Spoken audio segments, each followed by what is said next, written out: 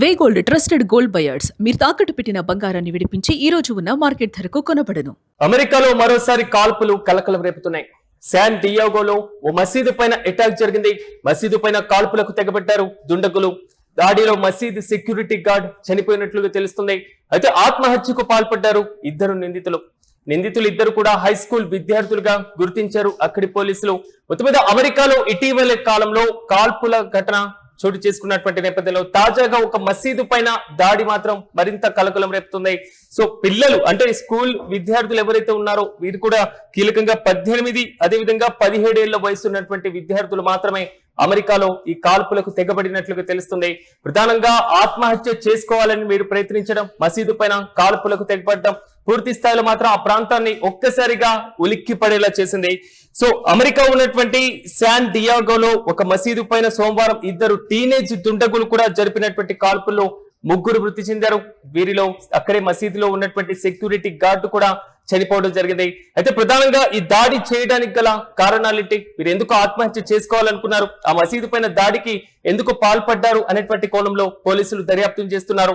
అయితే ఇటీవల కాలంలో అమెరికాలో గన్ కల్చర్ విపరీతంగా పెరిగిపోయిన పరిస్థితులు మనం చూస్తున్నాం. మెక్సికోలో మాత్రమే కాదు, మెక్సికోని దాటి అమెరికాలో ఈ గన్ కల్చర్ ప్రభావం, డ్రగ్స్ ప్రభావం విపరీతంగా పెరిగిపోయింది. కానీ తాజాగా జరిగినటువంటి ఈ ఘటనకు సంబంధించి మరింత సమాచారం మా ప్రతినిధి భరత్ అడిగి తెలుసుకుందాం. భరత్ చెప్పండి, అమెరికాలో మసీదు పైన దాడి మాత్రం కొంతవరకు కలకలం రేపుతుంది, పూర్తి అప్డేట్స్ ఏంటి? ఏదైతే అమెరికాలో కాల్పులకు సంబంధించినంత వరకు కలకలం రేపిందని చెప్పాలి. శాన్ డియాగోలో ఒక మసీదుపై ఇద్దరు టీనేజర్లు అయితే దుండగల్లా దూరి జరిపినటువంటి కాల్పుల్లో ముగ్గురు వ్యక్తులు మరణించారంటే కూడా అక్కడ అధికారులు ధృవీకరిస్తున్నటువంటి సిచ్యువేషన్ అయితే కనిపిస్తా ఉందని చెప్పొచ్చు. అయితే నిందితులకు సంబంధించినంత వరకు కూడాను ఏదైతే కాల్పుల తర్వాత అక్కడి నుంచి కొంత దూరం వెళ్ళాక వాళ్ళే ఆత్మహత్య చేసుకున్నటువంటి సిచ్యువేషన్. ఎవరైతే ఇద్దరు టీనేజర్లు లోపల ప్రవేశించి కాల్చినటువంటి నేపథ్యం, అక్కడ నుంచి బయటకు రాగానే కొంత దూరం అంటే దాదాపు ఒక 200 నుంచి 300 మీటర్ల దూరం వెళ్ళిన తర్వాత వాళ్ళే కాల్చుకుంటూ ఆత్మహత్య చేసుకున్నారంటూ కూడా అమెరికా పోలీసులు చెప్తున్నటువంటి సిచ్యువేషన్ అయితే కనిపిస్తా ఉందని చెప్పొచ్చు.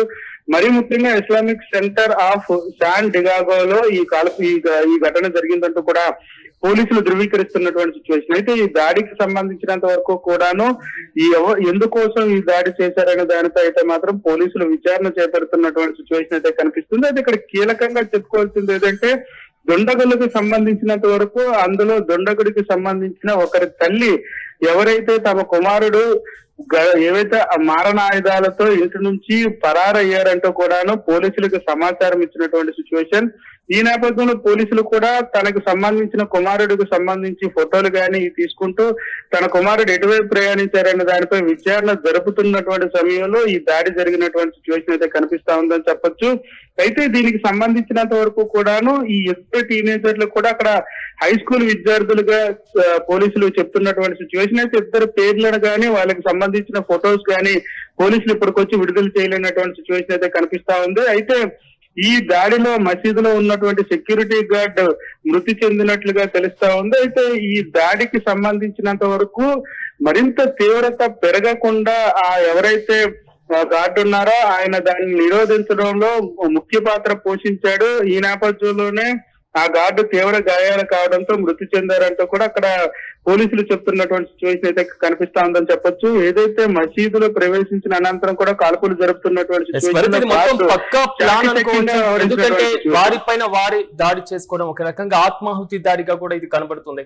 సో పూర్తి స్థాయిలో దీనిపైన ఎప్పటి వరకు ప్రాథమికంగా వివరాలు వెల్లడించేటువంటి పరిస్థితులు కనబడుతున్నాయి అధికారికంగా?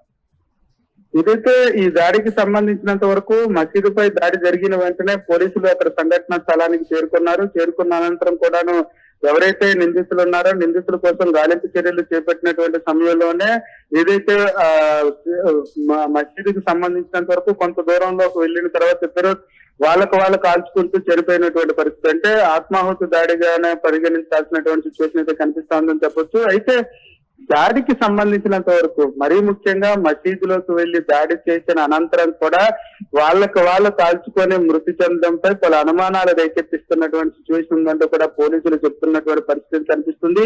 దీనికి సంబంధించినంత వరకు కూడా ఇప్పటికే పోలీసులు విచారణ చేపట్టినటువంటి పరిస్థితి. అయితే ఈ దాడిలో మృతి చెందినటువంటి సెక్యూరిటీ గార్డుకు సంబంధించినంత వరకు కూడాను మసీదులో ఆ ఇద్దరు ప్రవేశించిన వెంటనే ఆ సెక్యూరిటీ గార్డు చాకచక్యంగా వ్యవహరించడంతో అక్కడ తీవ్రత తగ్గిపోయిందంటూ కూడా పోలీసులు చెప్తున్నటువంటి పరిస్థితి కనిపిస్తుంది. అయితే ఈ ఘటనకు సంబంధించినంత వరకు కూడాను అసలు వీళ్ళు ఈ దాడికి పాల్పడడానికి ప్రధాన కారణాలేంటి, దాంతో పాటుగానే అమెరికాలో పెరుగుతున్నటువంటి గన్ కల్చర్ తో పాటుగా టీనేజర్లు గన్ ఎక్కడి నుంచి తీసుకొచ్చారు, ఈ సప్లై ఎక్కడి నుంచి జరిగిన దానిపై కూడా పోలీసులు విచారణ చేస్తున్నటువంటి సిచ్యువేషన్. మరీ ముఖ్యంగా దాడి చేసిన అనంతరం కూడా అక్కడి నుంచి ఏదైతే ఒక కారులో రావడం, దాడి చేయడం, మళ్ళీ అదే కారులో బయటికి వెళ్ళిపోయినటువంటి పరిస్థితి. వెళ్ళిపోయినటువంటి సమయంలో వీళ్ళకి ఆత్మహత్య చేసుకోవడానికి గల కారణాలను కూడా పూర్తి స్థాయిలో పోలీసులు విచారణ చేపడుతున్నటువంటి సిచ్యువేషన్ అయితే కనిపిస్తా ఉంది. పోలీసులు విచారణ అనంతరం కూడా మరిన్ని విషయాలు బయటకు వచ్చేటటువంటి ఆస్కారం కనిపిస్తా ఉందని చెప్పచ్చు. ఎందుకంటే పోలీసులు కూడా ఈ కేసుని చాలా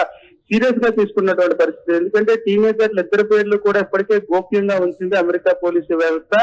గోప్యంగా ఉంచుతూ వాళ్ళకి సంబంధించిన వివరాలు కానీ వాళ్ళకి సంబంధించిన ఫోటోలు కానీ ఎప్పటికీ బయటికి విడుదల చేయలేనటువంటి సిచ్యువేషన్. ఎందుకంటే దీనికి దాడి జరిగినటువంటి వెనకాతలుండే కీలక సూత్రధారికి సంబంధించినంత వరకు వాళ్ళకి కీలక సమాచారం ఉందంటూ కూడా తెలుస్తున్నటువంటి పరిస్థితి. దానికి సంబంధించినంత వరకు ఎవరైతే బాధ్యులు ఉన్నారో వాళ్ళ పైన వాళ్ళ అరెస్ట్ అనంతరం కూడా మిగిలిన వివరాలు పూర్తిగా కూడా విచారణ అనంతరం బయటకు వచ్చేటటువంటి పరిస్థితి కనిపిస్తుంది. పోలీసులు విచారణ కొనసాగుతున్నటువంటి సిచ్యువేషన్ అయితే కొనసాగుతుంది సార్.